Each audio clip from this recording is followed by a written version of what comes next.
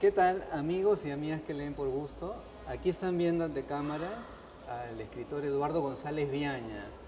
Para mí, como entrevistador, vamos a decir, o difusor literario, me acomoda más el término, era una deuda conversar con él por la diversidad de su obra y nos ha juntado esta vez, felizmente, esta reedición, esta segunda edición de su novela sobre José María Arguedas, Kashnarirakhmi, que ha sido editado por el Fondo Editorial de la Universidad César Vallejo. Y bueno, don Eduardo, o Eduardo, me ha dado permiso para Por tutearlo, favor. pues ha publicado también años antes esta gran novela o biografía novelada de César Vallejo, Vallejo en los infiernos. También se ha ocupado como migrante él, pero también preocupado por la situación de los migrantes latinoamericanos en Estados Unidos. Y esta novela, El corrido de Dante, pues leía yo en la crítica que es como emblemática como para la situación del migrante latinoamericano. Sí, en los Estados Unidos ya se comienza a pensar que el migrante necesita una voz y acaso la tiene de Sí. esta forma. En fin, Eduardo, bienvenido y gracias por Muchas gracias venir aquí a Jaime, visitarme en la Casa de la Literatura. a la orden. Pues con el permiso ya de tutearte, pues quiero empezar con una reflexión teniendo en cuenta de la vastedad de tu obra, el tiempo y dedicación que implica escribir una novela o novelas en general. La inquietud es esta: ¿cuál es la clave para escribir y que la vida no te gane? Porque a veces uno dice, claro, sumergirse en un proyecto literario demanda tiempo, dedicación, pasión, pero ¿cuál es la clave para mantener y no dejar que la vida te Para gane? mí la clave, Sí. para Eduardo González Viaña, es considerar que esta es la tarea mejor, la tarea mayor y hacerse expresión de esta generación para las próximas. Y además de eso, creo que no soy muy bueno para hacer otras cosas. Fíjate, desde pequeño o adolescente había que escoger dos cosas para ser un chico con muchos amigos. Si tú sabías jugar fútbol, por ejemplo, podrías conseguir ser un adolescente triunfador, tener muchos amigos, ser muy popular. Pero yo no sabía jugar fútbol. Y si tú sabías bailar sin pisarle los pies a tu compañera, podías tener enamoradas. Pero yo no sabía sino pisarle desde el pie. Y entonces descubrí que lo mejor que podía hacer era dedicarme a escribir. Estoy haciéndolo desde que tenía 15 años. Y lo hago todos los días, porque todos los días me despierto decidido a cambiar el mundo con mi literatura. Lo hago todos los días, desde las 5 de la mañana. En consecuencia, si lo hago todos los días y el año tiene 365 días, tendrán ustedes que admitir que he escrito más de 365 páginas, por lo menos 10 por cada día. Y entonces tengo que ser muy malo para no escribir una bastante buena. Eso es lo que espero. Es una suerte de, no sé si llamarlo fe necesariamente, pero como creer en la literatura, ¿no? Pese a todo, ¿no? Porque a todo me refiero al mundo que nos rodea, lo que está pasando ahora mismo en el mundo, en el país. Kashkaniragmi es el título de la novela que dedico a José María Arguedas. Y Kashkaniragmi significa, en quechua, a pesar de todo, existimos. Y a pesar de todo, de todas las cosas que nos están ocurriendo, a pesar de todo, escribo. Voy a seguir haciéndolo. Ya se nota que ya he publicado como 70 libros Eso. y continuaré escribiendo. A los 15 años, decías Eduardo, que empiezas a escribir. Y ese descubrimiento o esa llegada a la escritura definitivamente surge por el interés en la lectura. Así es, así es. A los 15 años, cuando estaba en 14 o 15 años, Cuando estaba en el colegio, en el tercer año de secundaria, escribí un cuento que en el colegio, en Trujillo, por supuesto, se publicó en una revista y trataba sobre una lucha campesina. Mi padre leyó, porque yo tenía una gran relación con mi padre, y mi padre leyó y me dijo, pues te advierto, Eduardo, que al escribir esto estás eligiendo una manera de vivir, estás eligiendo ser escritor y o ser luchador social. Y de esas cosas no se vive, sino se muere generalmente en el Perú. Y yo sonreí y le dije, bueno, papá, habrá que elegir también alguna forma de morir. Y mi padre se sintió muy complacido y muy contento con la respuesta y todo el tiempo me apoyó en mi decisión. Eduardo, se dice mucho que la literatura ayuda a entender el mundo, no sé si a cambiarlo. Hablabas hace un rato de esa fe, esa esperanza en que puede cambiar el mundo a través de la literatura. Pero la literatura, la novela, el cuento, ¿es una forma de entender el mundo? ¿Cómo lo concibes tú? Por favor, el mundo tiene palabras, la historia, y esas palabras son la historia del mundo. Y la literatura es la historia particular de ti, de mí, de él, de ella. Y en consecuencia, no hay otra forma de entender el mundo, ni las propias maneras científicas, no hay otra forma que conociendo el espíritu del mundo. Y la única forma de conocer el espíritu del mundo es a través de la literatura. Vamos a hablar de Kashkaniragni, Arguedas. Ahí está la muy bella ilustración ahí del Taita Arguedas. Eduardo, ¿cómo ha sido esta experiencia? Yo quiero contarles a quienes nos están escuchando, te están viendo, pues que leer esta novela es reafirmar algunas cosas e ideas, especialmente que uno tiene sobre Arguedas, ¿no? Se menciona mucho Arguedas, se le valora mucho Arguedas, cada 18 de enero se le recuerda tanto. Ha salido hace poco una edición conmemorativa de Los Ríos Profundos y se dice mucho que para entender al Perú hay que leer Arguedas o acercarse a la manera que él tenía de entender el Perú. Esta idea, esta propuesta, claro, hablaba hace un rato de la novela sobre Vallejo. Arguedas es otro gran nombre. A ti te permitió no solamente releer Arguedas, sino también intentar como él mismo entender su visión del país. ¿Cómo fue esa Me experiencia? sentí obligado a escribirlo. Fíjate, la primera razón, la primera motivación es la pandemia. Fui uno de los primeros en caer con el COVID. El mismo día en que se daba el toque de queda. Y en consecuencia estuve en una clínica durante 18 días. Y estuve en el piso donde se hallaban los que peor estaban. Entonces, todo el día y la noche y a toda hora escuchaba los alaridos mortales de mis compañeros de piso. A veces podía acercarme a la ventana y observar cómo los policías traían a algún enfermo y también ellos se contagiaban. Ese era el país de la muerte.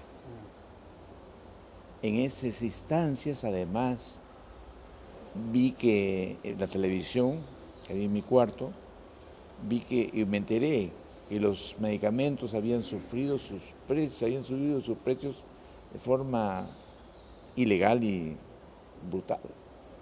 Y vi que además el oxígeno medicinal era inalcanzable. O sea que mucha gente no se murió por la pandemia, sino por la maldad de otros peruanos. Entonces, y vi además que otros peruanos se iban a las carreteras a caminar para dirigirse a sus pueblos de origen. Y entonces me pregunté, ¿y eso es patria? ¿Qué es patria?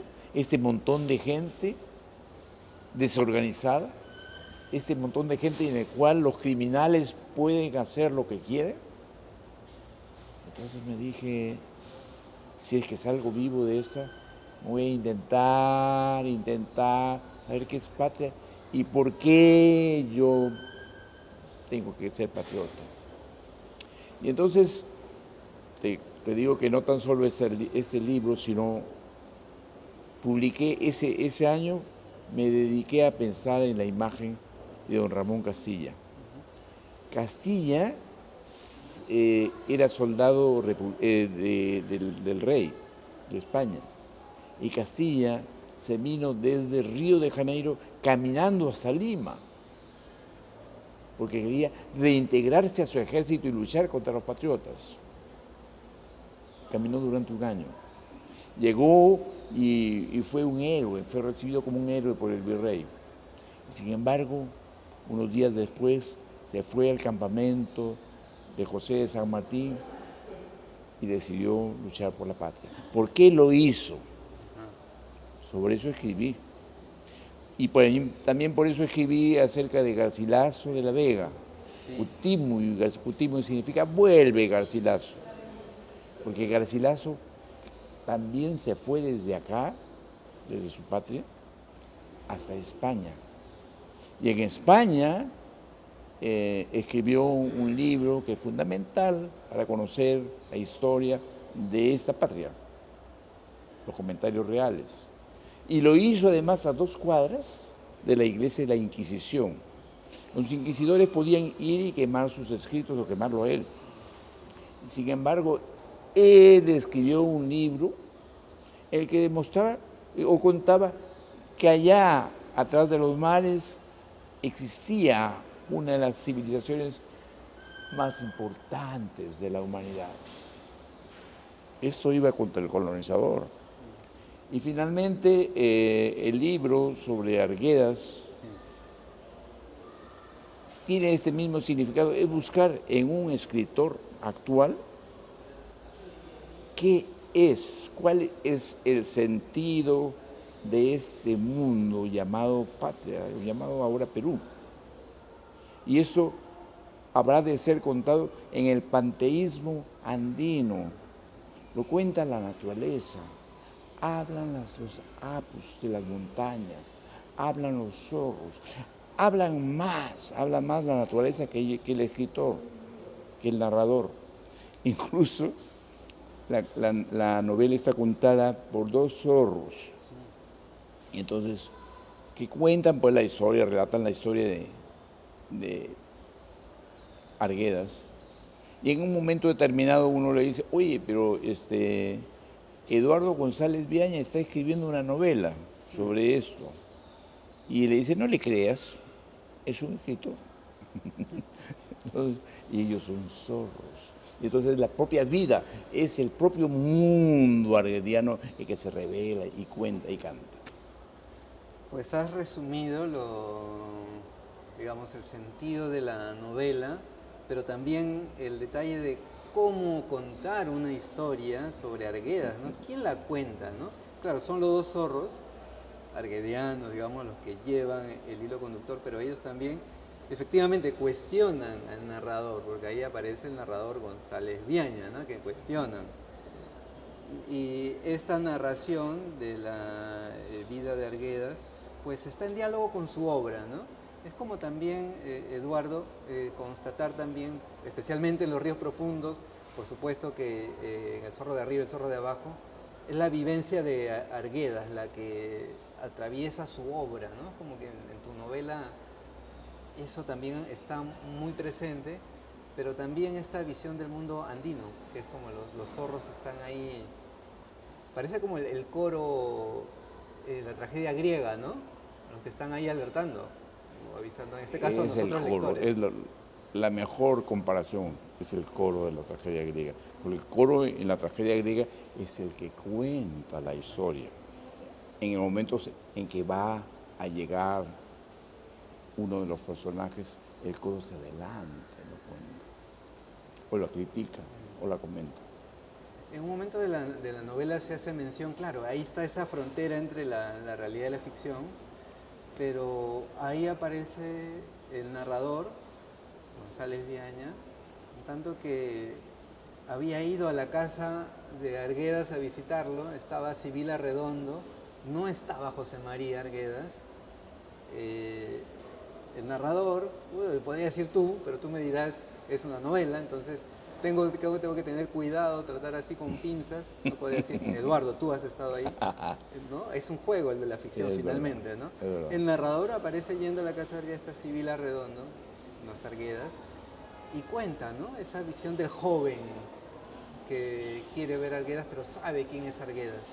¿Qué peso tú recuerdas de la presencia de Arguedas a esa edad, ¿no? Ya faltaban pocas semanas, creo, para su muerte. Claro, claro, ese es el pretexto argumental, pero en verdad ocurrió eso.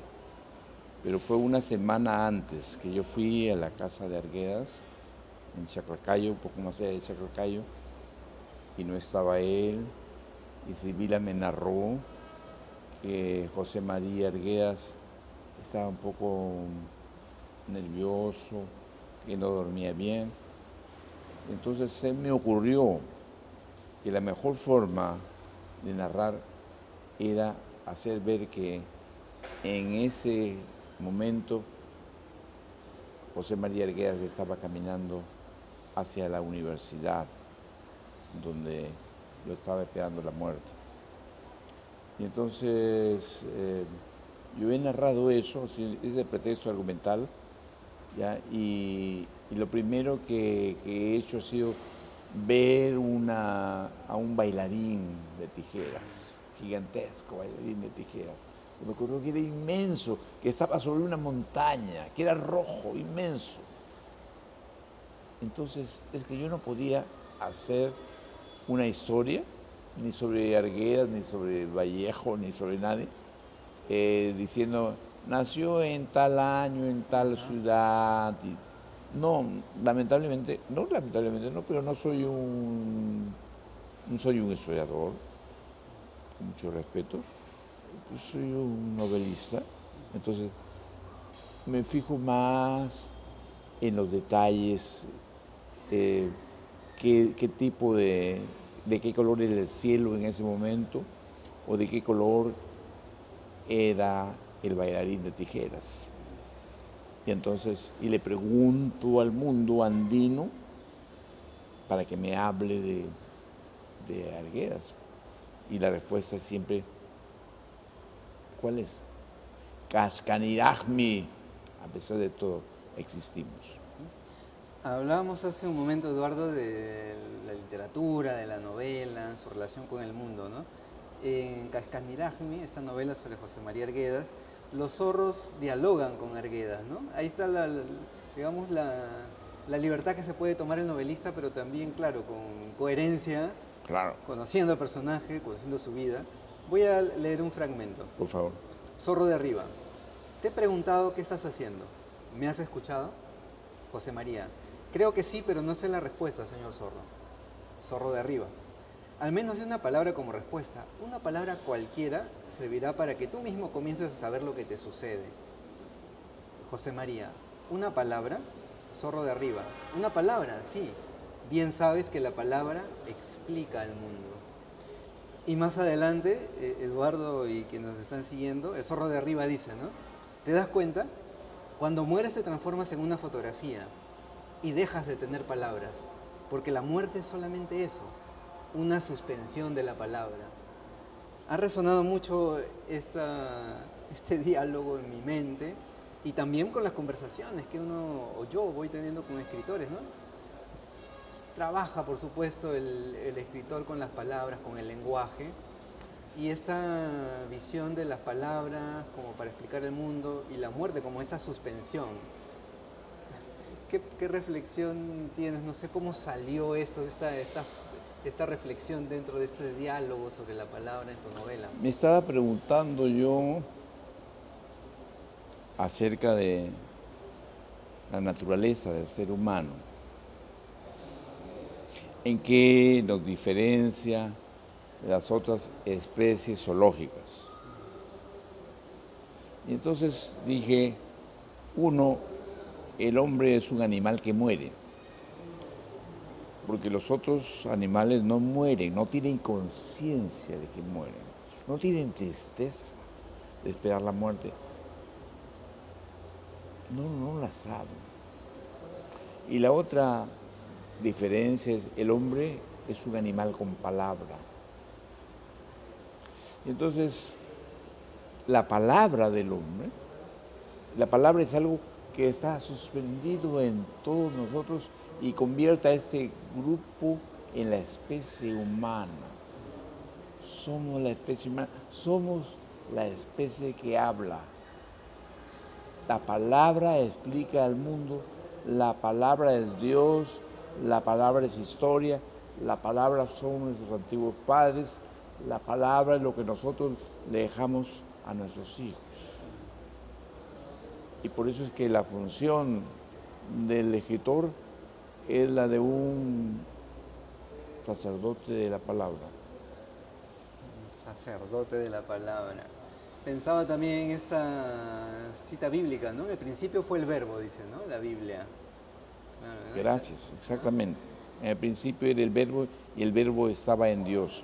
Y el verbo era la luz verdadera que alumbra a todo hombre que viene a este mundo. Gracias por completar la cita. Mucha mejor memoria que la mía, definitivamente. Eh, Eduardo, ahí también, y te quiero preguntar porque uno podría narrar o contar la historia de José María Arguedas, centrándose en los momentos más duros de su vida, ¿no? Y él mismo se ha encargado cuando estaba en vida de recordar, ¿no? Con mucho dolor, y creo que eso lo tiene marcado en El zorro de arriba y el zorro de abajo. El lector percibe con mucha más fuerza cómo marcaron estos episodios la vida de Arguedas y esta situación, ¿no? Que lo llevó al suicidio. Pero también te permites jugar y hacer un guiño al lector, ¿no? Por ejemplo, en la página 48, ¿no? Otra vez los zorros, ¿no? También. Zorro de arriba, ¿no? Empiezan a hablar sobre los refranes. Zorro de abajo, ¿presume usted que el lector llegará a creernos? Zorro de arriba, no le queda otra alternativa. Quiero decirle algo más. Es muy posible que la persona que toma este libro en sus manos no esté tan interesada en el destino de José María Arguedas como lo está en el suyo. Los seres humanos no pueden dominar ni su tiempo ni su vida. El apogeo de sus hazañas coincide muchas veces con el declive de su existencia. Ese guiño al lector me parece muy interesante porque efectivamente, ¿no? A veces uno toma un libro y más que leer la historia del personaje, en este caso real, José María Arguedas, uno busca interpelarse a sí mismo, buscar alguna respuesta de sí, ¿no? ¿Qué piensas al respecto? En efecto, yo no he intentado hacer una biografía de Arguedas, que como es un contemporáneo, casi contemporáneo de todos nosotros, conocemos. Lo que he intentado hacer es que su vida y su obra sean incitaciones a pensar, a soñar. Entonces, cada palabra, cada historia me conduce hacia no necesariamente un camino cualquiera. Yo pongo a Arguedas, por ejemplo, en el infierno, caminando en el infierno de Dante Alighieri. Dante Alighieri, La Divina Comedia, es uno de los libros más importantes que he leído en mi vida, y a través de ellos, de ese libro, interpreto el mundo e interpreto a los escritores que me gustan. Eduardo, hay un riesgo cuando uno escribe sobre personajes tan fuertes o enormes, gigantescos como Vallejo o Arguedas, ¿no? Es decir, pasa también incluso en el cine, ¿no? Cuando uno termina haciendo una agiografía en vez de una biografía novelada, ¿no? Es decir, elevar a nivel de santo al personaje. En la escritura de la novela sobre Vallejo, que está centrada en el episodio de la cárcel, ¿no? La juventud de Vallejo, especialmente ese infierno, es la cárcel de Trujillo, ¿no? ¿Cómo logras o cómo has pensado o considerado eso que acabo de mencionar, ¿no? El riesgo de no enaltecer demasiado y cómo humanizar a los personajes, ¿no? Una lectora me escribió, yo escribo semanalmente algún artículo que se difunde a través del internet o de algunos periódicos. A veces se ha difundido en periódicos de Estados Unidos o periódicos de España. Y una lectora muy honesta me dijo, yo no entiendo a Vallejo. Me parece una cosa honesta. Y me dice, dígame usted cómo puedo entenderlo. Entonces yo le digo, y se lo digo a usted, no a ti, no a usted, al lector. Extienda los brazos y advierta que tienen grilletes. Camine.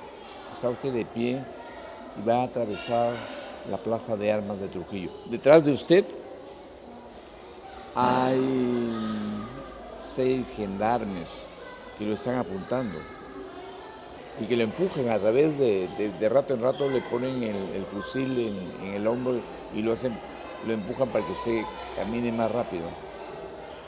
Usted es profesor en una escuela, en un colegio de Trujillo, llamado el Centro Viejo. Y en consecuencia, en un momento determinado están sus alumnos por ahí. Y presencian esos momentos de dolor y a veces de humillación. Y ellos quieren saber qué es lo que está ocurriendo y los gendarmes disparan al aire.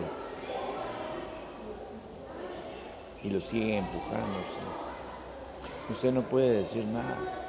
Usted tiene que caminar hasta la cárcel pública y allí lo está esperando una bestia para matarlo.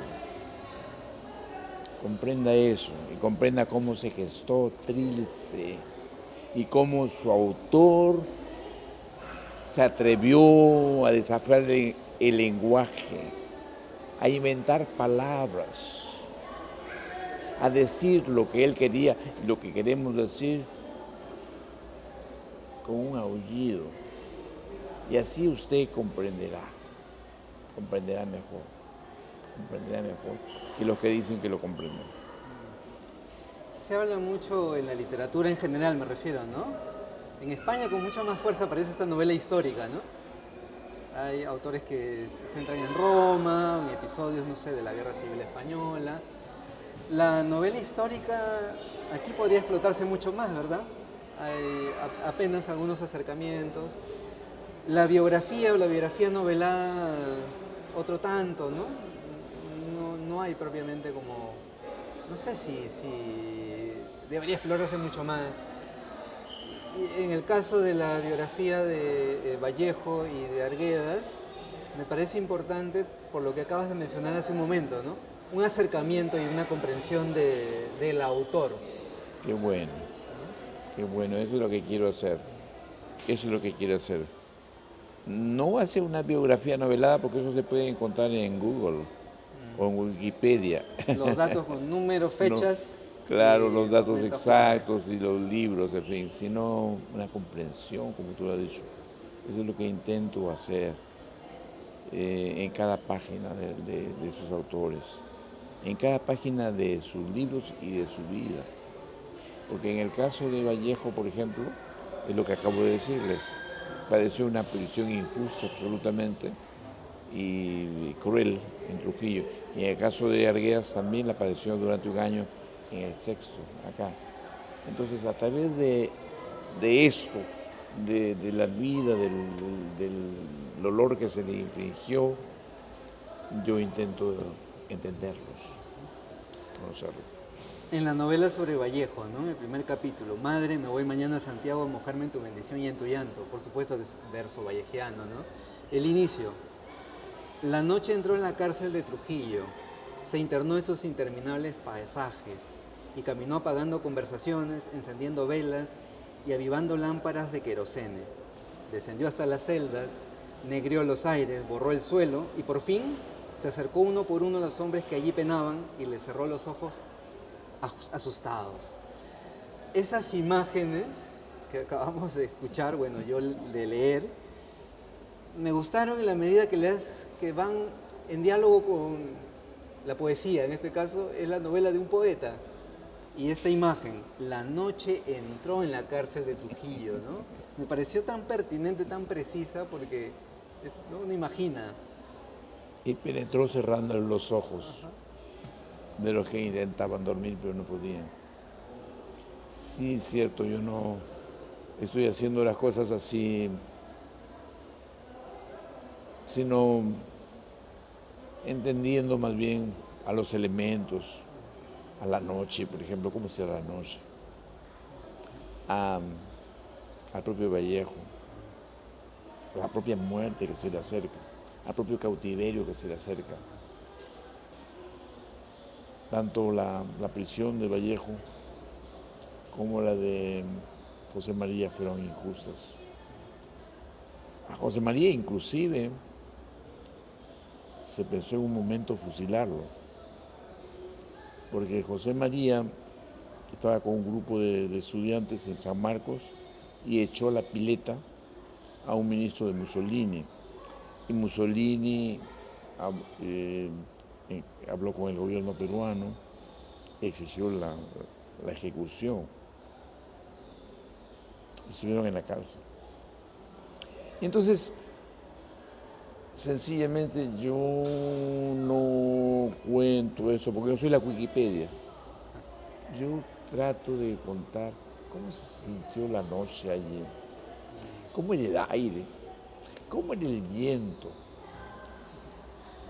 de qué color era la vida. Compártenos una parte de tu taller así literario interno.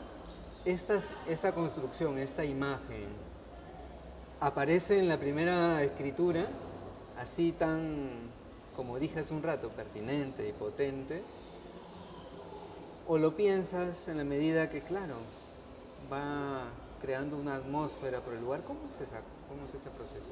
Sí, yo dicto, y dicto así, vienen todos mis demonios y, y aparecen, pero también corrijo, y corrijo mucho. Por ejemplo, acabo de terminar de escribir mis memorias y se llaman El poder de la ilusión, pero los he terminado creo en noviembre. Me estoy corrigiendo todos los días, corrigiendo todos los días. Y en consecuencia, y el libro va a aparecer, esperemos que en mayo, pero ¿hay un trabajo? Sí, hay un buen trabajo, fuerte trabajo.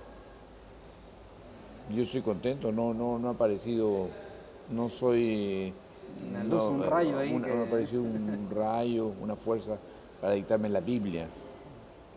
No, es asunto de ilusión y de afición. Soy un loco aficionado a escribir y entonces todos los días voy a continuar haciéndolo y todos los días voy a continuar soñando. Y desde tu experiencia, ¿tú qué recomiendas? ¿O qué te funciona a ti, mejor dicho? No eso de recomendar puede ser tan relativo.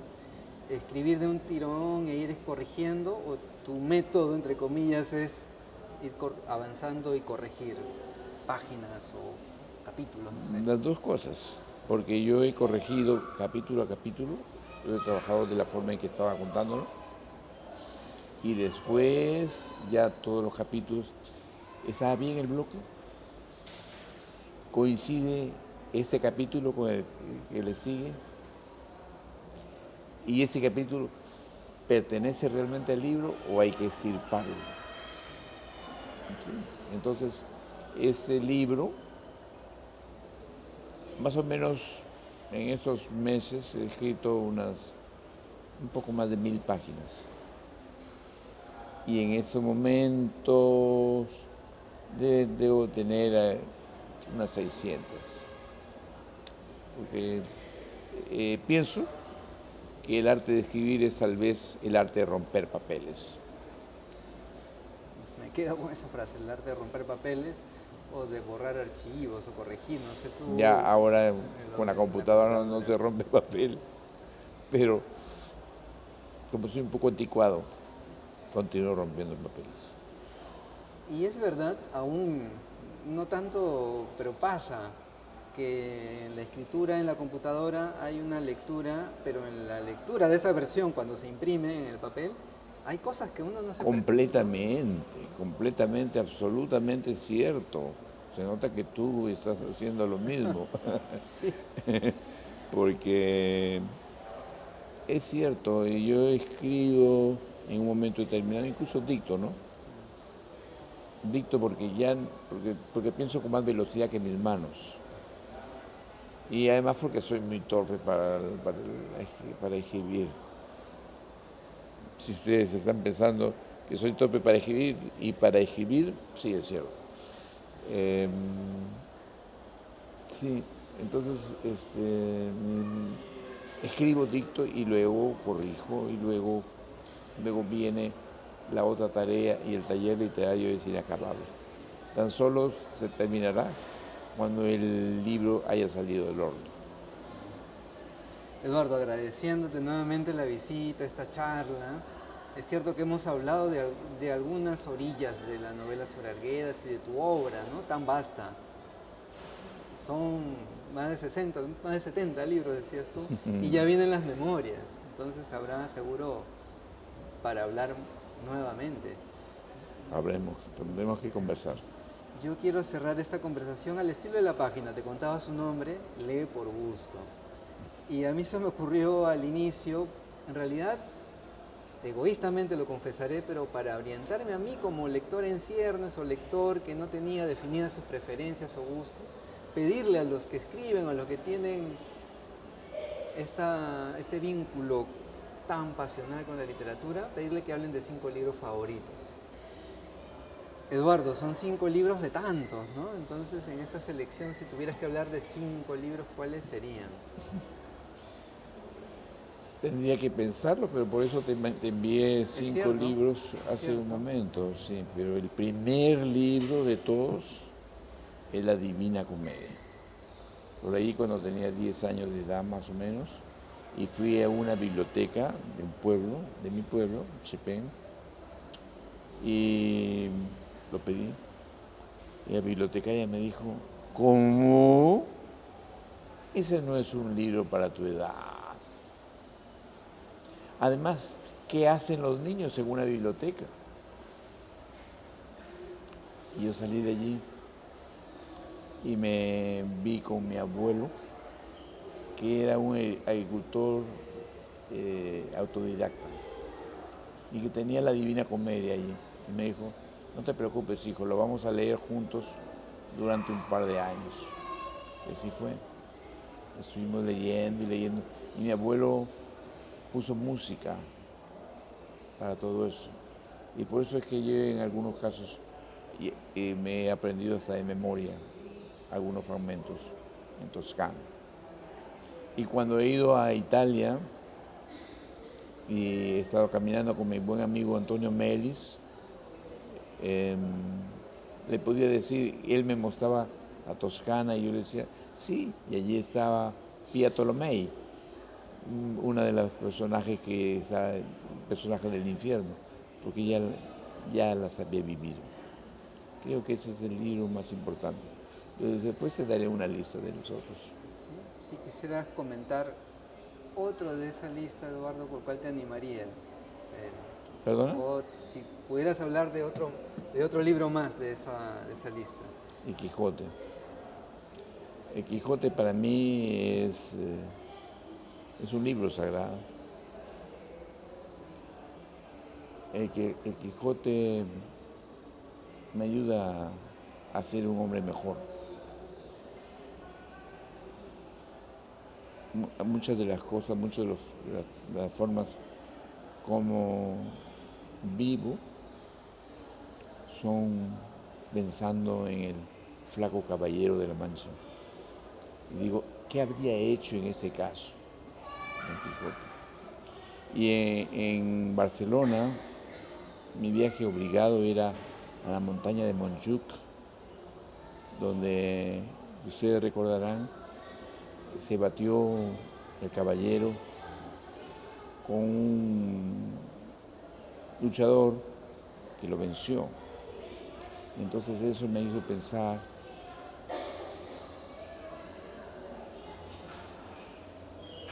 que también pierden, que también pierden los, los idealistas, los soñadores, también pierden. Entonces yo he pensado siempre en el Señor y he dicho, ¿y qué importa? Si se puede vivir bien, ¿qué importa si se puede seguir siendo Don Quijote? Y aquí en el Perú, el primer libro que me hizo conocer al Perú fue El mundo de Sancho y Ajeno, de Ciro Alegría. Yo soy un chico de la costa, soy un peruano del norte del Perú, la provincia de Pacasmayo, en el departamento de La Libertad, Trujillo, en fin.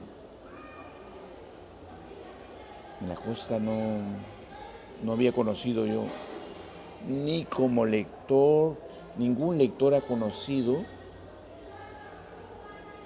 al Perú real hasta que llegó Ciro Alegría. En el periodo republicano del Perú, el indio era un adorno exótico, pero nadie había pensado en la lucha del campesino.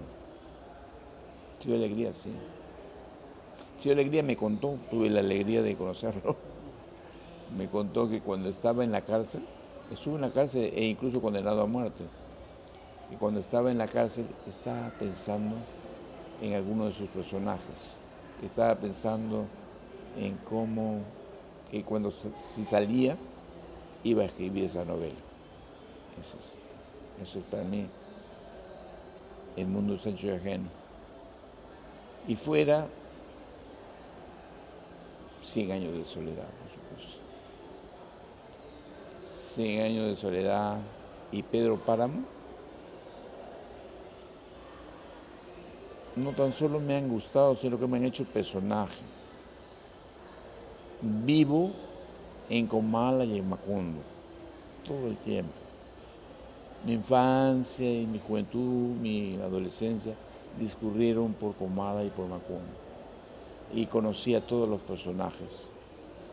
Y tal vez los sigo conociendo. Eso es todo. Gracias, Eduardo, también por permitirnos conocerte como lector. Creo que este testimonio lector pues ayuda mucho, ¿no? Qué privilegio haber conocido a Ciro Alegría, a Argueda, a Antenor Orrego, en fin, ¿no? Tantos nombres.